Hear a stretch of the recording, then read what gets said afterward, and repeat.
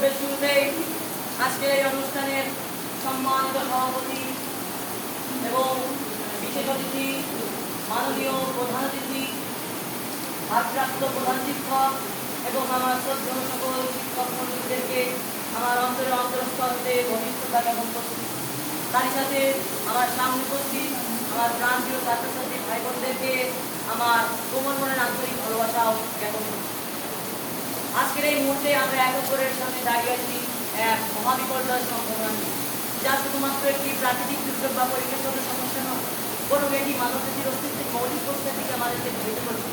জলবায়ু পরিবর্তন এবং তার প্রতিকার প্রতিরোধ এমন একটি বিষয় যা আজকাল বিশ্বের সর্বত্রই আলোচিত হচ্ছে এবং এটি পৃথিবীর সমগ্র প্রাণীকুল এবং মানবজাতির সামনে কঠিন প্রতিবন্ধকতার রূপ নিয়েছে। তাই আমাদের উচিত সকলকে সমন্বিতভাবে এই সমস্যার সমাধানে পদক্ষেপ গ্রহণ করা। এখন আমি উল্লেখ করতে চাই এই জলবায়ু পরিবর্তনের মূল কিছু কারণসমূহ হিসেবে। যদিও জলবায়ু পরিবর্তনের জন্য কোনো একটি কারণকে বিশেষভাবে দায়ী করা যায় না, কারণ বিভিন্ন কারণে জলবায়ু পরিবর্তিত হয়ে থাকে। তবে অনেক কারণ রয়েছে জলবায়ু পরিবর্তনের জন্য, যেমন মানবসৃষ্ট কারণ, প্রাকৃতিক কারণ ইত্যাদি। মানবসৃষ্ট কারণ মানুষের নানাবিধ কার্যকলাপের মাধ্যমে এই জলবায়ু পরিবর্তিত হচ্ছে। তার মধ্যে কিছু প্রধান কারণগুলো হলো: নম্বর 1, গ্রিনহাউস গ্যাসের নিঃসরণ। গ্রিনহাউস গ্যাসগুলি বলতে এমন গ্যাসগুলিকে বোঝায় যেগুলো অ্যাটমসফিয়ার বা বায়ুমণ্ডলে ছড়িয়ে থাকে এবং সেখানে তাপকে ধরে রাখে, যার ফলে পৃথিবীর গড় তাপমাত্রা ক্রমশ বৃদ্ধি পাচ্ছে। এই গ্রিনহাউস গ্যাসগুলির মধ্যে রয়েছে carbon dioxide, methane, fluorinated gas, nitrous oxide ইত্যাদি। এছাড়াও বন উচ্ছেদ এবং ডিফরেস্টেশনের মাধ্যমেও এই গ্রিনহাউস গ্যাস নিঃসরিত হয়, কারণ এই উদ্ভিদগুলি কার্বন ডাই অক্সাইড শোষণ করত, কিন্তু যখনই তাদেরকে কেটে ফেলা হয় তারা এই কার্বন ডাই অক্সাইড মুক্ত করে দেয়, যার ফলে এটি গ্রিনহাউস প্রভাব বৃদ্ধি করে এবং পৃথিবীর তাপমাত্রাও বৃদ্ধি করে। বিভিন্ন ধরনের শিল্প, কলকারখানা এবং শক্তি উৎপাদন কেন্দ্র এই জলবায়ু পরিবর্তনের জন্য দায়ী, কারণ তারা জীবাশ্ম জ্বালানি দহন করে এবং বিভিন্ন ধরনের কাজের জন্য এই গ্রিনহাউস গ্যাসটি ব্যবহৃত করে, যা পরিবেশের তাপমাত্রাকে বাড়িয়ে তোলে এবং জলবায়ু পরিবর্তন করে। এবার আসা যাক প্রাকৃতিক কারণে। যদিও এই জলবায়ু পরিবর্তনের জন্য মানবসৃষ্ট কারণগুলোই বেশি দায়ী, তবুও কিছু প্রাকৃতিক কারণ রয়েছে, সে কারণে এই জলবায়ু পরিবর্তিত হয়েছে। এই প্রাকৃতিক কারণ হিসেবে ধরা যায় বিভিন্ন ধরনের উৎসকে, যেমন সূর্যের তাপ ও বিকিরণ। সূর্যের তাপ এবং শক্তি বিকিরণ পৃথিবীর জলবায়ু পরিবর্তনকে বিভিন্নভাবে প্রভাবিত করে। যেমন সূর্য যদি কম শক্তি নির্গত করে তাহলে পৃথিবীর তাপমাত্রা কমে যায়, আবার যদি সূর্য বেশি তাপ উৎপন্ন করে তাহলে পৃথিবীর তাপমাত্রা বেড়ে যায়। সুতরাং আমরা দেখতে পাচ্ছি যে সূর্য পৃথিবীর জলবায়ু পরিবর্তনে সবচেয়ে ভূমিকা পালন করে। এছাড়াও বিভিন্ন ধরনের প্রাকৃতিক কারণ রয়েছে, যেমন আগ্নেয়গিরির বিস্ফোরণ। আগ্নেয়গিরির বিস্ফোরণের মাধ্যমে প্রচুর পরিমাণে সালফার ডাই অক্সাইড পরিবেশে ঢুকতে পায়। এই সালফার ডাই অক্সাইড পৃথিবীর তাপমাত্রাকে কমিয়ে দেয়, যা অর্গানিক উইন্টার নামে পরিচিত। তবে এই ঘটনাগুলি সামান্যতম প্রভাব ফেলে এবং এই ঘটনাগুলি খুবই বিরল, সেজন্য এই ঘটনাগুলি সম্পর্কে আমাদের মাথা ঘামানো খুবই প্রয়োজন নেই।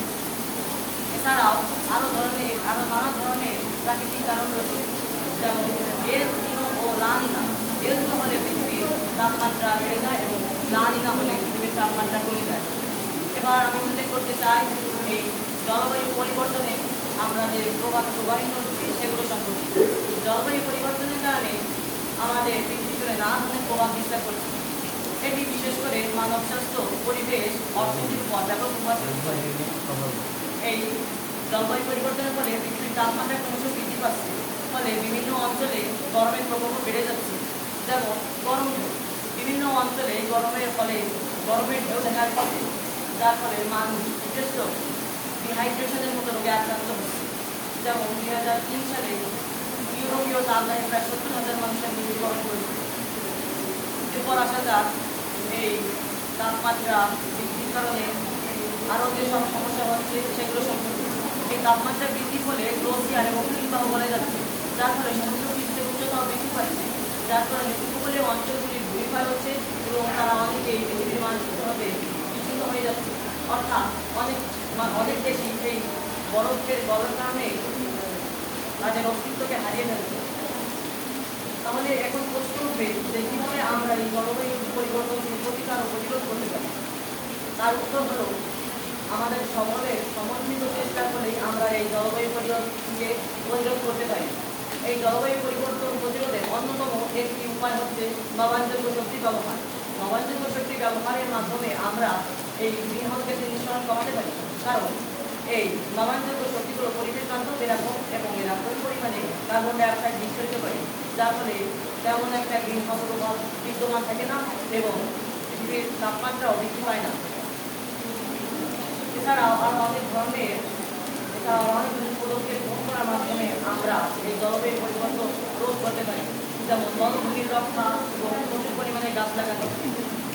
বনভূমি রক্ষার কারণে আমরা কার্বন ডাই অক্সাইডের যে ভারসাম্য সেটাকে রক্ষা করতে পারি এবং অধিক পরিমাণে গাছ লাগানোর ফলে এই গ্রিন হাউস গ্যাস কমিয়ে আনতে পারি। এছাড়াও আন্তর্জাতিকভাবে আমরা এই জলবায়ু পরিবর্তনের প্রভাব কমানোর জন্য নানা ধরনের পদক্ষেপ নিতে পারি, যেমন তার মধ্যে প্যারিস চুক্তি এবং কাপ সম্মেলন 25 হলো অন্যতম। জাতিসংঘের IMIC এর মতে এই আমরা যদি সকলে সমন্বিতভাবে চেষ্টা করি তাহলে এই জলবায়ু পরিবর্তনকে রোধ করা যাবে। এছাড়াও ব্যক্তিগতভাবেও আমরা এই জলবায়ু পরিবর্তনকে কমাতে পারি, কারণ আমরা যদি সচেতনভাবে পরিবেশের খেয়াল রাখি এবং যত্ন করি তাহলেও আমরা এই জলবায়ু পরিবর্তনের হাত থেকে নিজেদের রক্ষা করতে পারব। আমরা যদি পুনর্ব্যবহারযোগ্য এবং পরিবেশ বান্ধব প্রযুক্তি ব্যবহার করি তাহলে আমরা কম পরিমাণে কার্বন ডাই অক্সাইড এবং গ্রিনহাউস গ্যাস পরিবেশে নিঃসৃত করতে পারব, যার ফলে আমাদের জলবায়ু পরিবর্তনের উপর বেশি প্রভাব পড়বে না।